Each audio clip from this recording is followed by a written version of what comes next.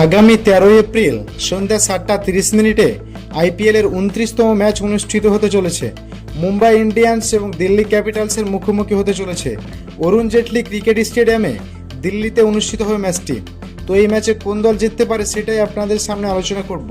তো বন্ধুরা, আইপিএলের 18তম আসরের প্রত্যেকটা দল শক্তিশালীভাবে নিজেদের দল গঠন করে শিরোপা জয়ের লক্ষ্যে মাঠে নামছে।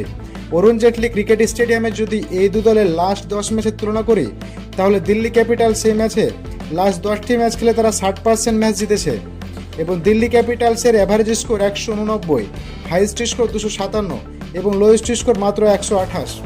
তারপর যদি বলি মুম্বাই ইন্ডিয়ান্স, এই মাঠে লাস্ট 10টি ম্যাচ খেলে তারাও 60% ম্যাচ জিতেছে এবং তাদের অ্যাভারেজ স্কোর 186, হাইয়েস্ট স্কোর 247 এবং লোয়েস্ট স্কোর 153। এবং এই মাঠে যারা প্রথমে ব্যাট করবে তাদের জেতার সম্ভাবনা 46% এবং যারা প্রথমে বল করবে তাদের জেতার সম্ভাবনা 51%। এবং অরুণ জেটলি ক্রিকেট স্টেডিয়াম মাঠে অ্যাভারেজ ফার্স্ট ইনিংস 169 এবং সেকেন্ড ইনিংস 152।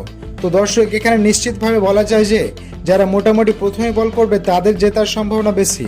এবং এই মাঠে লাস্ট 10টি ম্যাচের কথা বলে থাকলে পেস বোলিং উইকেট পেয়েছে 39টি এবং স্পিন বোলিং উইকেট পেয়েছে 31টি। সুতরাং এই মাঠে পেস বোলিং বেশি কার্যকরী। দর্শক, যদি হেড টু হেড কথা বলি, লাস্ট 10 ম্যাচে 4টিতে জয় পেয়েছে দিল্লি ক্যাপিটালস এবং 6টিতে জয় পেয়েছে মুম্বাই ইন্ডিয়ান্স। কিন্তু বর্তমানে শক্তিমত্তার দিক দিয়ে এই দুই দলের মধ্যে কোনো দলই কম শক্তিশালী নয়।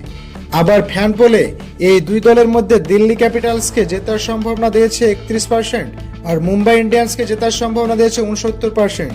কিন্তু বন্ধুরা, আমার মতে সামগ্রিক তথ্য বিবেচনা করে এই ম্যাচে মুম্বাই ইন্ডিয়ান্স জিততে চলেছে।